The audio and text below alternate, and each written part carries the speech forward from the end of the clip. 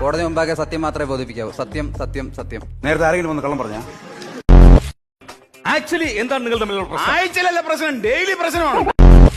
Daily പ്രശ്നം. എന്റെ ജഡേജ് judge സാറേ, എനിക്ക് ഒരു നിമിഷം പോലും ഇയാളോടെ താമസിക്കണ്ട. എനിക്ക് എത്രയും പെട്ടെന്ന് റിവേഴ്സ് വേണം.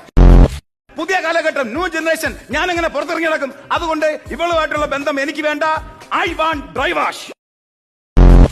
എടോ, പഠിക്കാൻ താല്പര്യമില്ലായിരുന്നു പറയുന്നതാണ് സത്യം. ഐസക് ന്യൂട്ടൺ പോസ്റ്റിന്റെ വട്ടത്തിരുന്നാണ് പഠിച്ചത്.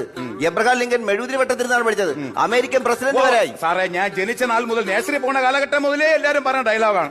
അവിടെ ഇരുന്ന് പഠിച്ച് മറ്റേതായി, ഇവിടെ നിന്ന് പഠിച്ച് മറ്റേതായി. സാറേ, ഞാൻ ചെറിയ ഒരു സംശയം ചോദിച്ചോട്ടെ. 3:30 മണിക്ക് സ്കൂൾ വിടും. ഈ രാത്രി വരെ ഇവർക്ക് എന്താണ് പരിപാടി? എവിടെയെങ്കിലും തെണ്ടിത്തിരിഞ്ഞ് നടന്ന് ക്രിക്കറ്റും കളിച്ചിട്ട് വരും. അമ്മ അടിക്കുമ്പോ കരഞ്ഞോണ്ട് വന്നിരുന്ന പോസ്റ്റിന്റെ മൂട്ടിയിരുന്ന് പഠിക്കുന്ന അത്ര വലിയ കഴിവൊന്നുമല്ല. എന്റെ കുടുംബത്തിൽ ജോലിക്ക് പോകാത്ത ഒരു മനുഷ്യൻ പോലും ഇല്ല. അറിയാം, എല്ലാവർക്കും ജോലി. അപ്പൊ അച്ഛൻ റിട്ടയർ ആയോ?